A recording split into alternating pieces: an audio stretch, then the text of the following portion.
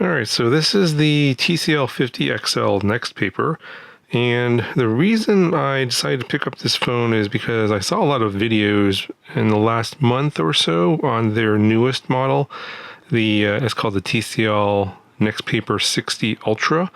So this one I'm holding here, the 50XL, came out last year, about a year ago, and there wasn't too many reviews on this model. There were a few reviews, and really not a lot of information about this one. So I didn't hear about this one until I saw the 60 Ultra, and that got me into like, well, I want to check out this technology. It's the NXTPAPER technology, which is the screen. We'll talk a lot about that here in this video. This particular one is on Verizon prepaid, and if you're looking for the best deal in terms of picking this particular model up, I think it's free if you get the $60 plan for 1 month, and then I think you need a second month of service. I think you have $45 to unlock the phone, so it needs 2 months of service to unlock the phone because it comes locked to Verizon prepaid. The other option is you can get it from Total Wireless for $100, and then you'll have to buy 2 months of service to unlock it at $30, so that'd be like a total of $160. Now, I would actually recommend, instead of getting this model and having to deal with the unlocking hassles and everything, I would just get the one from Amazon. It's not the 50XL. Yeah, it's called the 60XE NXTPAPER, and it's $200 on Amazon unlocked right now. And if you want the higher memory version, I think it's the storage is like 256 gigabytes. That's like $230. But essentially, the 60XE is almost the same specs as the 50XL. It's got the same, as you can see here, it's got a 6.78 inch screen, 50 megapixel camera, 6 or 8 gigabytes of RAM, and then the same 5010 milliamp hour battery. And it essentially looks pretty much like this phone here. It's just that it comes unlocked already, and it's coming at around $200. So if you want to kind of avoid all the unlocking hassles, that's the route I would go. But let's take a look at the phone itself. The big thing here about the screen is it's got this sort of matte finish on it, and it's not like a typical matte screensaver, where that causes basically the pixels to be sort of out of focus and kind of fuzzy. It doesn't have that same effect on this one, but you have that sort of paper feel. That's why it's called the NXTPAPER technology. It has a sort of paper feel when you rub your screen across it, and then when you're actually reading text and looking at stuff on the screen, it feels like it's kind of like that paper feel to it. Now, this particular phone, this technology, I would say for the majority of people is probably not going to be for most people because of this unique screen, and I will talk about that and as to why a little bit later in the video. But essentially, if you're wondering if this phone's for you, I would say if you primarily want an all-in-one device where it's a phone plus an ebook reader with sort of the pros and cons of each, then yeah, I would definitely check this one out. But if you're not and you just want a separate dedicated ebook device, then something like this is probably not going to be for you. And mainly because there's nothing really particularly special about this phone. Basically has an entry-level MediaTek processor. It's got 6 gigabytes of RAM, so it's not super slow. It has a nice screen. It's a 120 hertz display, but it's still an LCD display. It's an IPS LCD 120 hertz panel, but at the end of the day, it's still an LCD technology. And I'm going to show you here the gimmick here, the trick, what makes this technology special. I'll talk about that here in a moment. But in terms of the rest of the specs, it's pretty, either high-end, entry-level, or sort of mid-tier specs. Nothing particularly special about the specs itself. Obviously, it got a nice screen, it's pretty typical slab-style phone. It's about 8.2 millimeters thick. The back here is really nice. It's nice blue. It's called space blue. It's kind of the same sort of matte finish. And the nice thing about the matte finish is that not a fingerprint magnet. So there's not going to see a lot of fingerprints. So the little camera bump here is going to show some fingerprints. 3 cameras. You get a main camera, an ultra wide, and a macro. And because this is an entry-level MediaTek processor on this one, you are only limited to 1080p video recording. If you want the 4K video recording on basically the same lens and sensor, that's on the 60 Ultra that just came out, about a month ago. And as of the time of the recording of this video, you can't get this in the US right now. I think you have to order from Europe, and I'm not sure when it's going to come out in America and how much the pricing is going to be. I'm expecting it to be like $700-800 probably is what my guess is. That one's going to have it's got a higher end MediaTek processor, so you can get the 4K video, but the rest of the specs are pretty similar. It's got a little bit bigger screen. Instead of 6.78 inches, it's 7.2 inches. So it's a bigger phone, a little bit heavier, but it's got that same technology. And so let me just show you comparatively. We'll just show you the screen here, and we'll go to the home page, and it doesn't have any reflections. That's another thing about the phone. So you can see how one of my studio lights here is reflecting off of the screen of this other phone here. This is the one here where it's a Motorola Moto G stylus. You can see that major reflection here. You don't get that on the screen with this NXTPAPER technology. If you don't like fingerprints and you don't like a lot of reflections, then yeah, this screen is going to be one you want to check out. You can see the major difference here.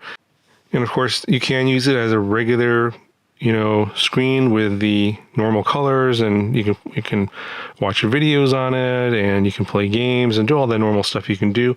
But when you want to switch to one of the other modes, you just double press the power button here on the side, and it brings up this NXTPAPER mode. You have these 2 other modes you can go to: the ink paper mode, which basically mimics an ebook reader with an e-ink display, but again, remember, it's still an LCD display. Or you can get this color paper mode. So we'll go with the next step here. So we're in regular mode right now, which is just a normal LCD panel. If you go into this color LCD mode, basically you still have some colors, but then you have sort of a blend of an e-ink display with colors. I think there are color e-ink displays out there. This is what this is supposed to mimic. And there's special layers in this display to provide this sort of feel, and not just the top layer. There's also elements here to reduce blue light. So if you do a lot of reading and staring at a screen, and you get a lot of eye fatigue, then this technology is supposed to help with that. In terms of people that tend to read a lot of ebooks, they like those displays because you don't get a lot of eye strain, because it's like actually reading letters on an actual piece of paper versus some sort of display shining a bright light at you. But at the end of the day, it's still an LCD display, so just keep that in mind.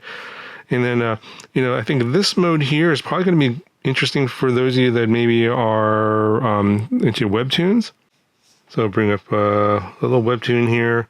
This is an app called Webtoon, and you can see if you like to read cartoons or these sort of graphic novels, this is kind of a nice mode to read those in. Of course, the color e-ink mode is sort of like a washed out version of the standard colors. So you get the colors, but they're a little bit washed out. So it's going to look good, kind of good for these sort of animations or these cartoons.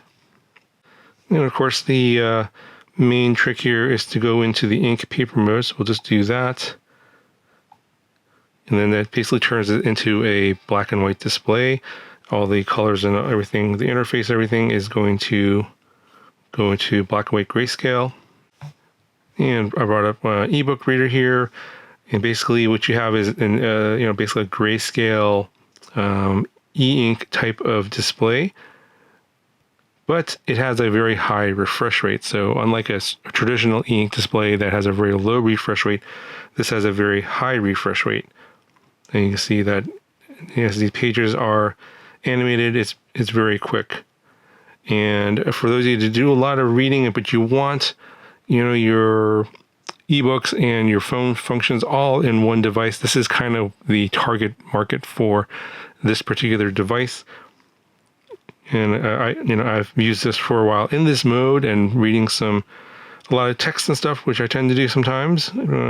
This is very good for eye strain. I guess in addition to less blue light that you're going to get from this particular display, obviously reading in this format is going to be a little bit better for your eyes. Now, at the same time, it's still not a full e-ink display, so there isn't, I guess, well, there's still a little bit of eye strain compared to a real e-ink display. Obviously, they're trying to mimic the behavior of a real e-ink display, but it's not 100% there because, again, it's still an LCD display at the end of the day. But you can see it functions very well. I'm bringing this real close here. It is a 1080p display, so you're not going to get any pixelations like you can get on some sort of lower resolution e-ink displays. And you can see that it is basically what you would expect from a 1080 display. The text is going to be very, very readable. All right, so go back into your standard mode here. So that would be the regular mode. And you can see you get all your colors back. But because of this technology with this sort of top layer, the colors are a little bit more muted. It's not as vibrant as you would get on a OLED display. Like your traditional OLED display on most smartphones these days are very, very, very vivid, very bright. And ultimately, that is the downfall, I think, of this technology. If you're considering getting this, is can you live with not the most vibrant display possible, as you would get with a lot of the even entry-level phones these days that have an OLED display, like the Samsung A15 that has got a very nice OLED display, very bright, very good colors. You're not going to get, it's not, it's still an LCD display, so it's not going to be quite as good. And then the biggest problem, I think, for most people is that the brightness of the display outdoors is just not going to match up with even entry level and mid range devices out there for most of the even cheaper phones out there. This is just not quite as bright because of the way the technology works. It's just not the best for outdoor use. So if you're primarily looking to read outdoors in sunlight, then I think this display is probably not going to be for you. But obviously, if you're just only going to be looking at your phone occasionally outside in sunlight, but most of the times indoors, then of course that probably isn't going to be as big of a problem for you. But yeah, like at the end of the day, as I said, I think this is a niche product, that a very specific market for those of you that want an all-in-one device.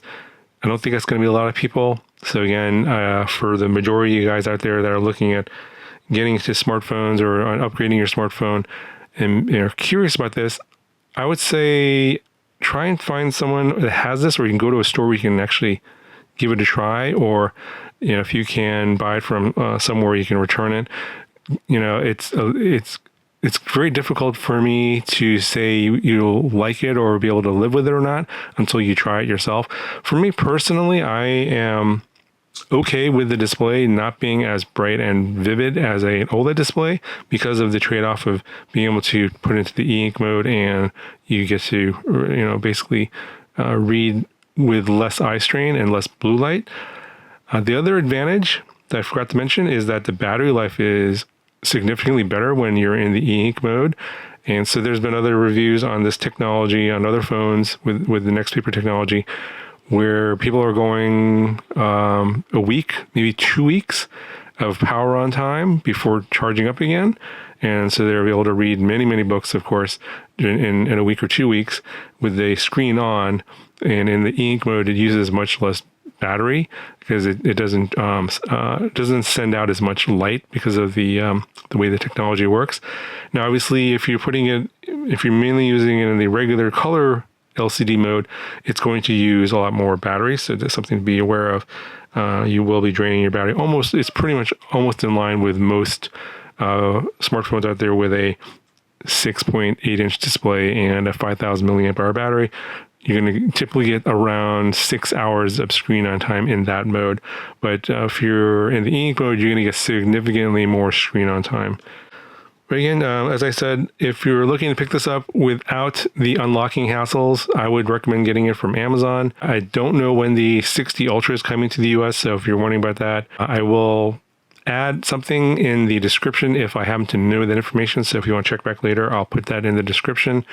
But for now, as far as I know, you can't get it in the US. I think you can maybe buy it off of eBay or have it shipped from from Europe.